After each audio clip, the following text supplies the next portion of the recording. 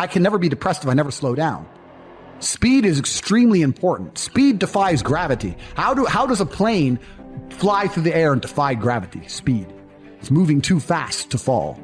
If you're always attacking life, if you're always doing things, if you're always making more money, if you're always traveling the world, doing this, doing that, new car, here, there, new podcast, meeting James English, boom, boom, boom. If you're always doing things all the time, unhappiness can't catch you. But I also know that speed is a fantastic way to be happy all the time. I'm always looking forward to something. I wake up every day excited. I'll go do this today. I'll go do this today. I'll go do this today. And I very much live my life in a frame of, not I have to do this. It's very much I get to do this. We don't live in the real world.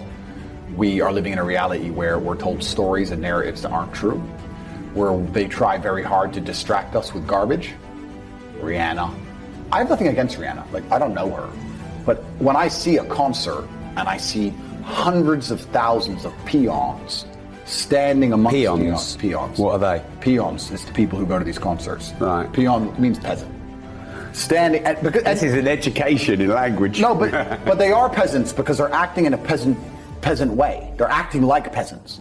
Hundreds of thousands of people in a crowd looking up at somebody like they're God, jumping up and down for hours on end. You're a peasant. You're a peasant. And your life's shit, and you have no achievements, no money, you're depressed, but you're distracted. I am a feared competitor in anything I do. Anyone who's up against me at anything is going to feel a degree of nervousness just because it's me. It doesn't matter what it is. If you say, look, you're going to go learn how to play piano, and you're going to play against someone else who's never played piano, and you're going to learn, and that guy's Andrew Tate. You're going to be like, oh, for fuck's sake. I can't even play piano. But part of them is going to be like, oh, not Tate. Even though I have no piano experience, because they just know me. They know my mindset. They know my determination. They know I'm stubborn. They know I don't quit. They know I'm going to win. That's just who I am. So I've constructed a mental model that allows me to be competent and to always succeed. And that's how I've come to the conclusions I've come to. And I truly, once again, don't understand how people go through the world with any other mental model. I get asked all the time, well, what do you feel? Or what about happiness or depression? That doesn't even...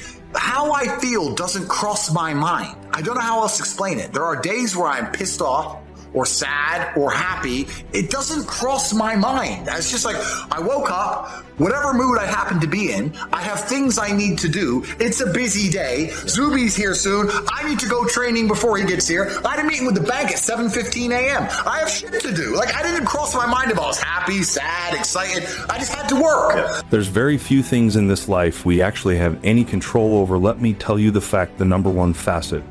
With G mindset, your life is never going to be worse.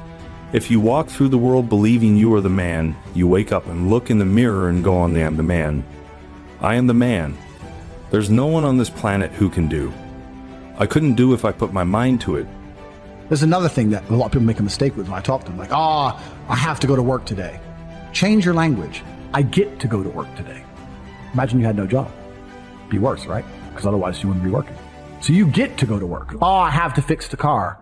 At least you have a car. You get to fix your car. Most people don't got one. I have to go get the kids. You get to go get the kids because you have these beautiful children who love you.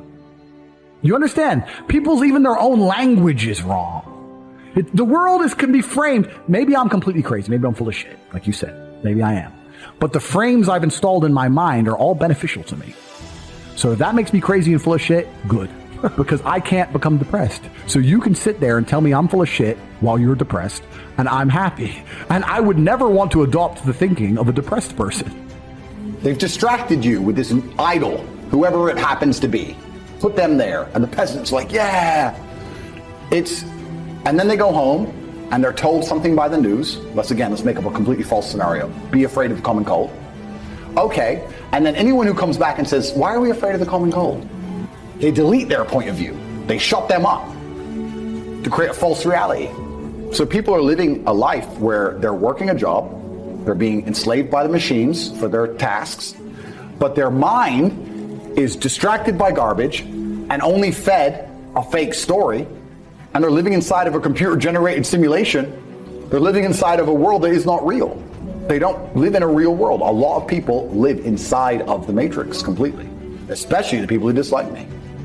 So I think my mental model, to a degree, I'm certainly not a person who doesn't feel emotions, because we're all human. I certainly do. But I've never prioritized them in any regard. I haven't built a mental model that affects, I haven't put them in the middle of my mental model and then affected my actions based on how I feel for each one.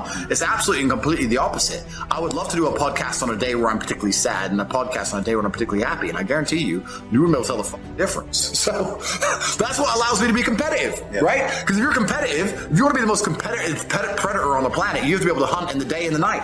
You have to be able to do both. You have to be able to perform when you're happy and sad. You can't only be able to perform when you're happy. You can't only go to the gym when you're motivated. You can't only be a competent person when your life's going well, because when your life's not going well, you're no longer competent. Then you're going to lose to people like me. And it's player versus player. If you're the kind of person who can only do well when you're happy and you're competing against someone like me who can do well all the time, guess what? You lose. So my mental model, the answer is most of my opinions are just based around constructing a mental model that allows me to be brutally competitive. It's why I say depression isn't real.